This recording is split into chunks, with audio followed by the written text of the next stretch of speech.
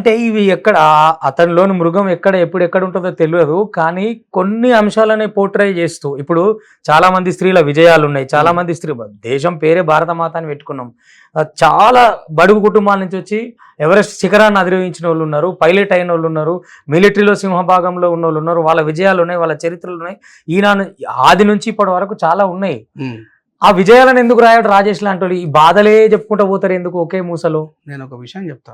ఒక మనిషి చాలా ఆరోగ్యంగా ఉన్నప్పుడు మనం మన దేహం గురించి బాధపడం. ఆరోగ్యంగా ఉన్నప్పుడు మన దేహం గురించి బాధపడం.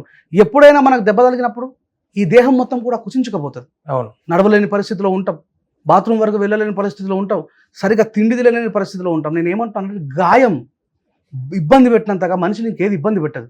నీకు సంతోషాలు ఉండొచ్చు, నేను కాదనట్లేదు. నేను ఆ స్త్రీల కోసం కూడా రాయలేదని కాదు, వాళ్ళ విజయాలు కాదని కాదు, అదే అంటున్నా. నేను ఏమంటే ఇక్కడ ఆ గాయాన్ని ఎందుకు మనం చూసుకోవద్దు? నేను స్త్రీ యొక్క పాత్ర మన జీవితంలో ఎంత అమూల్యమైనది అనేటువంటి ఒక పాట రాసిన భార్య మీద. మనం తల్లి తర్వాత అంత గొప్పది భార్యే. మన తల్లి ఒక సడన్ ఏజ్, ఒక 30 సంవత్సరాలు 35 సంవత్సరాల వరకు ఆ జర్నీలో మనతో పాటు ఉంటుంది, ఆ తల్లితో పాటు. రెండో పార్శ్వం. సో సెకండ్ మదర్ ఎవరు?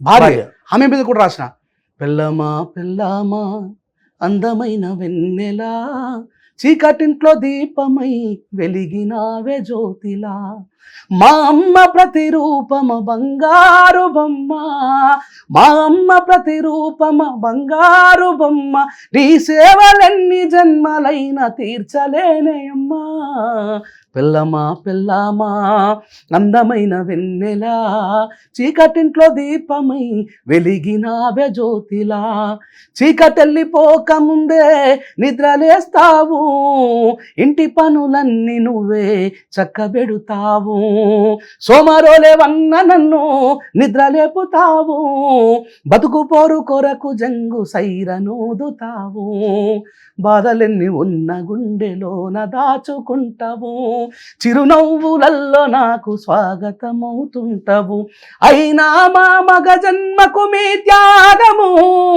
అర్థమెందుకవదో మా దౌర్భాగ్యము, పెళ్ళమా పెళ్ళామా అందమైన వెన్నెలా, చీకటింట్లో దీపమై వెలిగినావే జ్యోతిలా. ఊర్లలో సహజంగా ఎట్లా ఉంటుందంటే, మగవాళ్ళ కంటే ఎక్కువగా వ్యవసాయం తోటలలో స్త్రీలే చేస్తారు. అంటే ఎక్కువగా పని ఉన్నప్పుడు కష్టం వాళ్ళది. ఎగ్జాక్ట్గా స్త్రీలది. ఎస్పెషల్లీ మా ఏరియాలో అయితే కాపు కులానికి చెందిన వ్యక్తులు, ఇంకా మిగతా వాళ్ళు, పర్టికులర్గా వ్యవసాయాన్ని నమ్ముకున్న వాళ్ళు మాత్రం స్త్రీలు, స్పెసిఫిక్లీ స్త్రీలు మాత్రమే ఎక్కువ చేస్తారు.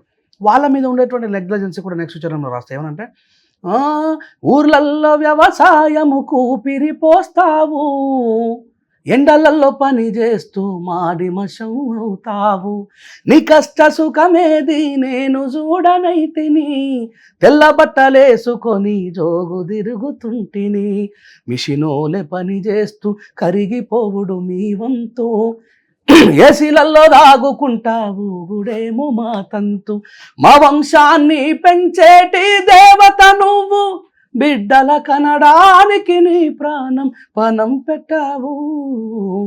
దాంతోపాటు ఆధునికత రాష్ట్ర. అంటే ఇక్కడ ఏసీలలో తాగుతూ అన్నప్పుడు మీకే ఆపాదించుకొని అంత మగవాళ్ళు ఉండే, నేను కూడా మగానే, నేను దానికి ఏం అతీతం కాదు. నేను ఒక రచయితగా నేను ఇంక్లూడ్ అయ్యి మిగతా వాళ్ళు ఇప్పుడు చూస్తున్న ప్రేక్షకులలో చాలా చెప్పాల్సిన సందర్భం కోసం అడుగుతాను. నువ్వు కావాలని చెప్పినా సటైర్ వేయడంలో తప్పులేదు. నేను ముందు చెప్పినా ఇప్పుడు చెప్పినా, నేను అంబేద్కరిస్ట్ కానీ అంబేద్కర్ కాదు. సో అంటే అక్కడ పరిస్థితులని నేను దాంట్లో మెర్జ్ అయ్యి నేను దాన్ని జీర్ణం చేసుకొని రాసిన. సో సహజంగా భార్యను పెళ్లి చేసుకున్న తర్వాత పురుషుల వాగ్దానాలు ఎట్లా ఉంటాయంటే, మీ ఇంటి కాడ ఎంత మంచిగా మీరు పెరిగినా, మా ఇంటికొచ్చినాక పని మనిషి అయిపోతివా, కొత్త మోజులోన నువ్వే ప్రాణమని చెప్పుతి, కడవరకు తోడుంటాననే మాట నేను దప్పుతి, మా అమ్మ నాన్నలకు బిడ్డవైతివమ్మా, మన పిల్లలకు మార్గదర్శివి నువ్వమ్మ, అనంతమైన ప్రేమ నాకు నువ్వు చూపినా, పరాయి స్త్రీల మత్తులోన మునిగిపోయినా, పిల్లమా పిల్లమా అందమైన వెన్నెలా, చీకటింట్లో దీపమై వెలిగినావే జ్యోతిలా. ఇక్కడ మన పొరపాటుని మనం రిమైండ్ చేసుకుంటూ మనం ఎట్లా క్షమాపణ కోరాలనే విషయాన్ని కూడా రాసినాం. నా తప్పు ఈనాడే నే తెలుసుకున్నానే, నువ్వే నా ప్రాణమని నే మరిచిపోయానే, నా గుండె గుడిలోన నిన్ను నిలుపుకుంటానే, స్త్రీ అంటే ఈ సృష్టిని తెలిసింది ఈనాడే, క్షమించే గుణములోన నీకు సాటి ఎవరమ్మా, నీ మనసు నెరుగుటకు చాలదు నాకీ జన్మ, ఆకాశపు చుక్కలలో జాబిలి నువ్వే, నిండు పున్నమిలా వెలగాలి నీ చిరునవ్వే. సూపర్ సో ఇట్లా కూడా అంటే స్త్రీల యొక్క గొప్పతనాన్ని వాళ్ళు మనం ఇన్నెగ్లిజెన్సీగా ప్రవర్తించినప్పటికీ కుటుంబం యొక్క పోషణలో కావచ్చు, మన వృద్ధులైన తల్లిదండ్రుల పట్ల కావచ్చు, భవిష్యత్తులో నిర్మాణం అవుతున్నటువంటి మన బిడ్డల పట్ల కావచ్చు, ఒక స్త్రీ ఎంత నిబద్ధతో ఉంటుందనే విషయాన్ని కూడా నేను రాసిన. అక్కడ స్త్రీకి జరిగిన అన్యాయాన్ని రాసిన, ఇక్కడ స్త్రీని మనం చేసిన తప్పుని మనమే తెలుసుకొని మనం ఎక్స్క్యూజ్ సహజంగా మనకు తెలిసిన విషయం ఏంటంటే ఒక స్త్రీ పొరపాటు చేస్తే నరికి చంపేయడము లేకపోతే విడాకులు వదిలేయడము ఉంటుంది. కానీ సహజంగా ఇది పితృస్వామ్య వ్యవస్థ కాబట్టి దేశంలో ఎట్లా ఉంటుందంటే పురుషుడు ఎన్ని తప్పులు చేసినా ఈ స్త్రీని ఆ ఇంటోలే కుటుంబ సభ్యులు పోని బిడ్డ అయితే పోని బిడ్డ మొగడు లేదు. సూటిగా రాజేష్ ఒకటే ప్రశ్న స్త్రీల విషయంలో, ఓకే, భారతదేశంలో స్త్రీ ఇంకా బానిసనా విముక్తురాలా?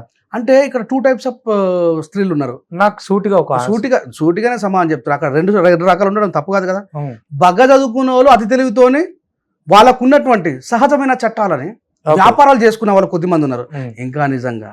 ఇంకా నిజంగా కట్నానికి బలవుతున్నటువంటి స్త్రీలు పల్లెటూర్లలో కోకులలుగా ఉన్నారు మామ. అంటే దాంట్లో స్త్రీ మీద చెయ్యి వేయడం మాట పక్కన పెడితే ఆమెను ఉరిమిరిమి చూసినా సరే ఈ దేశంలో చట్టాలు ఆమెకు రక్షణ కల్పించాయి. నేనేమంటానంటే ఇక్కడ ప్రియాంక రెడ్డిపై జరిగినటువంటి అన్యాయానికి సత్వర న్యాయం జరిగింది. నిందితులని చట్టంలో ప్రొసీడ్ చేయకుండా ఏం చేయకుండా సంపేశారు ప్రజల యొక్క తీర్పు పేరు. కానీ నేనేమంటానంటే నా బాధల్లా అదే, ఇక్కడ ప్రియాంక రెడ్డి స్త్రీయే నిన్న కాక మొన్న గౌరవ ముఖ్యమంత్రి గారి సొంత జిల్లా మహబూబ్నగర్ జిల్లాలో జరిగినటువంటి ఆ చెంచు ఈశ్వరమ్మ అలియాస్ భారతమ్మ మీద జరిగినది కూడా అఘాయిత్యమే కదా. మరి దాన్ని పరిగణలోకి తీసుకోరు ఎందుకని? అంటే ఈ పేదల వైపున ఎవడుంటాడు, ఎవడు మాట్లాడతాడు, వాళ్ళ గురించి పోరాడేవాడు ఎవడనేటువంటి ధైర్యం కదా. నేనేమంటున్నా చట్టం ముందర ఆల్ ఆర్ ఈక్వల్. అంతేందుకు ఆజిపూర్ శ్రీనివాస్ రెడ్డి గారిని ఇంకా చంపలేదు కానీ అంటే నలుగురు చిన్న పిల్లల్ని చంపి బాయిలో. సో ఏంది ఇది? ఇక్కడ రంజల్ల రాయస్ లాంటి వాడు మాట్లాడదంటే ఇలా నన్ను ఎవడో కొద్దిమంది అంటారు ఈయన ఆంటీ నేషనలిస్ట్ అని చెప్పి చెత్త నా కొడుకులు. నేను స్త్రీగా చూసిన బికాజ్ ఐ లవ్ ఇండియా.